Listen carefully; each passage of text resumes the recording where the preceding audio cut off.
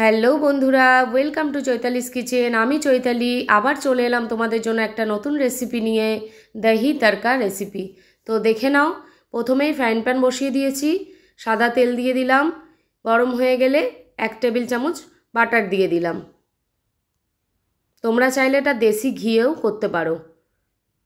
এবার কারি পাতা ফোড়ন দিয়ে দেবো। কারি পাতাটা একটু ভাজা ভাজা হলে ওর মধ্যে কাঁচা লঙ্কা কুচি দিয়ে দেবো।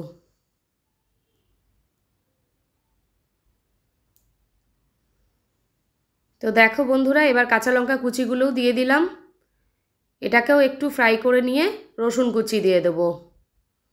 একে একে রসুন কুচি, কাঁচা লঙ্কা কুচি, কারি পাতা সমস্ত কিছু ফ্রাই করে নেব।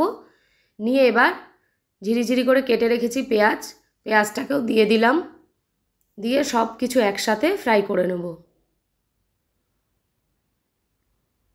এটা যতক্ষণ ফ্রাই হচ্ছে ততক্ষণ আমাদের আরেকটা কাজ বাকি, সেটা হলো দইটাকে ভালো করে ফেটিয়ে নেওয়া। তো দেখতেই পাচ্ছ রেড কাউ দই নিয়ে নিলাম। যতটা আমার লাগবে ততটা পরিমাণ নিয়ে নিলাম। নিয়ে ভালো করে দইটাকে ফেটিয়ে একটা ক্রিমি টেক্সচার করে নেব। এবার এর মধ্যে ভাজাটার মধ্যে লবণ দিয়ে দিলাম, হলুদ গুঁড়ো দিয়ে দিলাম, লাল লঙ্কার গুঁড়ো দিয়ে দিলাম, আর সামান্য পরিমাণে চিনি দিয়ে দিলাম। দিয়ে এগুলোকে ভালো করে ফ্রাই করে নিলাম। নিয়ে আর একটা জিনিস বাকি, সেটা হলো 1 চা চামচ ধনের গুঁড়ো। ধনের গুঁড়োটাকেও দিয়ে দিলাম। সুন্দর করে সব কিছু একসাথে কষে নেব। নিয়ে এবার যে ফেটিয়ে রাখা টক দইটা রেখেছি ওটাকে এবার এর মধ্যে দিয়ে দেব। গ্যাসের ফ্লেমটা কমিয়ে দেবে বা অফ করে দিয়ে দেবে। একটু ঠান্ডা হলে দেবে, হাই ফ্লেমে দেবে না।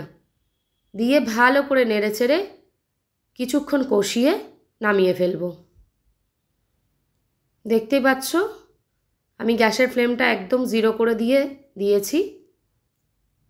ভালো করে কষে নিলাম। তেল ছাড়লে ওপর থেকে ধনেপাতা দিয়ে গার্নিশ করে দেব। তো দেখো বন্ধুরা, আমাদের দহি তড়কা রেডি অ্যান্ড সার্ভ। এটা গরমের দিনে যারা টক দই খেতে ভালোবাসো তারা একবার অবশ্যই ভাতের সাথে ট্রাই করে দেখবে দুপুরে, দারুণ লাগবে খেতে।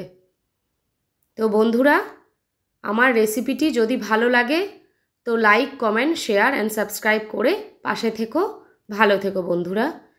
প্রচণ্ড গরম পড়েছে, গরমে লাইট খাবার খাও এবং সুস্থ থাকো। তো আজ আসি, আবার দেখা হবে নতুন কোনো রেসিপি নিয়ে। Bye bye.